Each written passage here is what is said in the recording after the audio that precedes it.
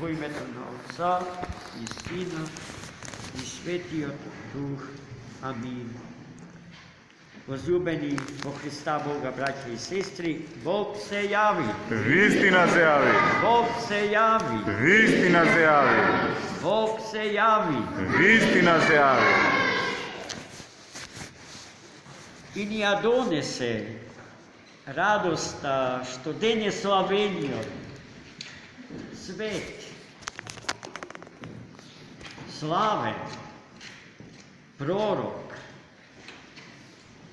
претеча и крстител Христов ни ја донесе, Јован,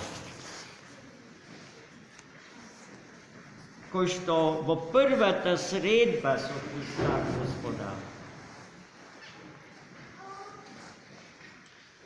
го препозна Христа Господа како јагне Божие,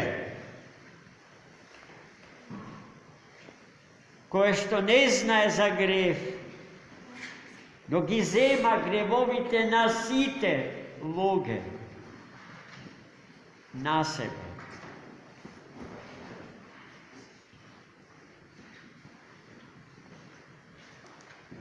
А тој пак од Христа Господа е виден и препознаен како ангел во тело, поради што нашите православни иконографи денес славениот најчесто го сликаат како ангел. Крилјата што се додаваат на телото на светиот продром Христов на символичен начин укажуваат на неговата чистота, на сите планови од човечката природа, телесната, душевната и духовна. И во таа смисла Свети Јован на вистина наликува на ангел. И не случајно тој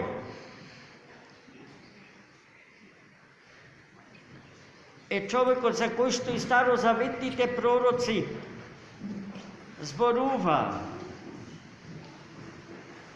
дека ќе го крсти Христа Господа во водите јордански. Тие го препозна, го најавија, ни го открија како единствен представник на старозаветната библиска историја и последен старозаветен пророк кој што ќе се сретне со пророкуваниот Месија и ќе има ем слобода, ем право да покаже на прст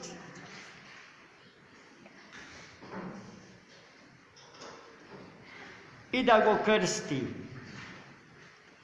Спасителот на светов.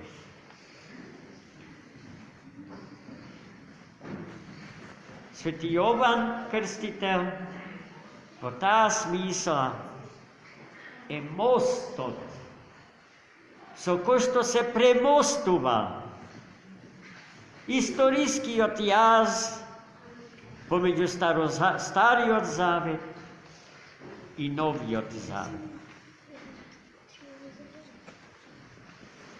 Неговиот живот, севкупен живот, од друга страна,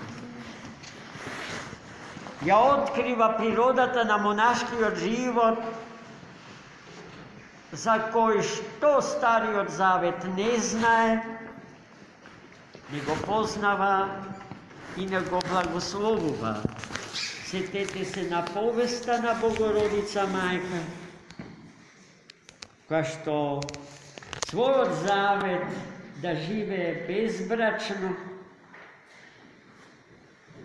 Ne možeše javno da ga otkrije pred svoj narod, бидејќи нејзиниот народ, старозаветниот Израил, неке можеше да ја разбере идејата за безбрачност.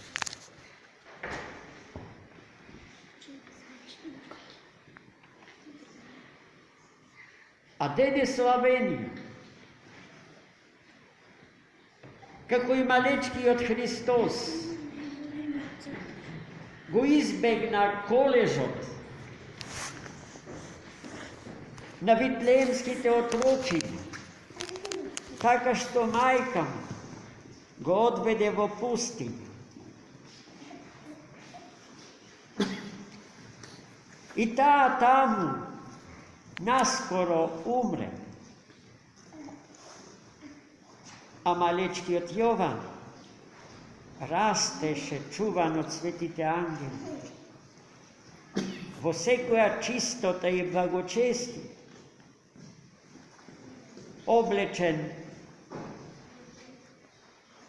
во крзно животинско и хранејќи се со мед и со трева, ретката трева што успева во тие географски предели. Овој портрет на Свети Јован Крстител го наслика или книжевно го вообличи Светиот апостол и евангелист Марко, чие Евангелие го читавме вчера. И токму затоа, вчера го славевме крстениот во Јордан, а денес го славиме крстител. Светите мошти на Свети Јован имаат своја посебна повест, многу сложена, многу деликатна. Во старите хагиографски белешки за него се зборува за тоа дека само десната рака со која што го крсти Христа во Јордан била спасена.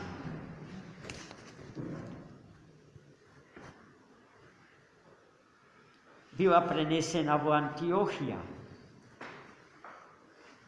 и таа творела секоја година чудеса, така што плодните години ги најавувала со така што била отпуштена,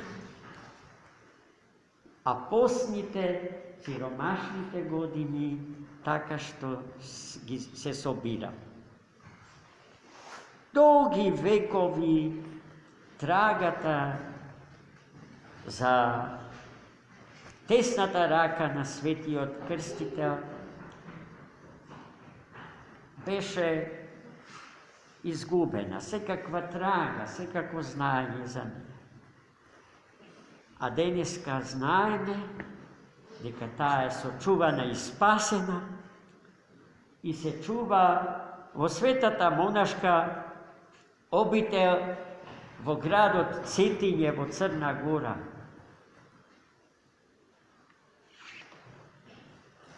Препорачливо е секој од нас да отиде и да ја целива. И затоа треба да се организираат, и слава Богу се организираат поклонички патувања во Црна Гора, за да се посети манастирот во Цетиње и манастирот на Свети Василий Острошки во Острог. Та гледајте, Свети Јован Претеча е се уште со нас. Оној кој што самиот за себе кажа дека дошол да му подготви пат на оној кој што постои пред него. Како Христос постоеше пред него, ако се роди после него? Така што Христос постои пред сите векови со неговата божествена природа.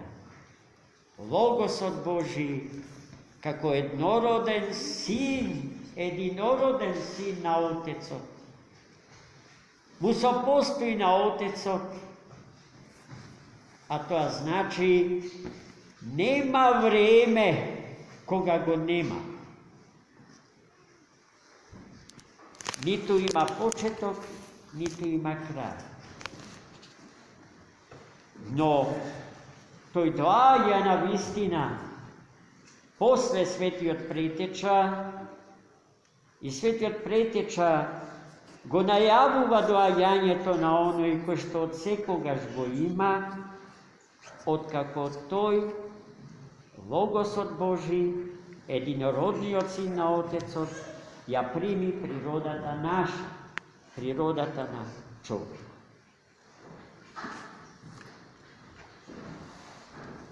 Светиот Јован, пророк, претеча и крстител Христов, е наш најголем застапник пред Господ. И не случајно, највозљубен од сите нас, а во диптихот на светите го зазема второто место, веднаш после Пресветата Мајка Божја, Приснодевата Марија. Христос, Богородица и Јован Крстител е омилената сцена на светите православни иконописци. И таа композиција се нарекува Деизис, зашто Богородица од десната страна Христова е свртена спрема својот син, нашиот Бог и Спасител Христос, а Свети Јован од левата страна на Христа исто така е свртен кон Христа, зашто ги пренесуваат нивните свети молитви за нас и за нашето спасение, и за спасението на светот во кој што сите заедно со благослов Божи живееме. Амин. Бог се јави. Вистина се јави.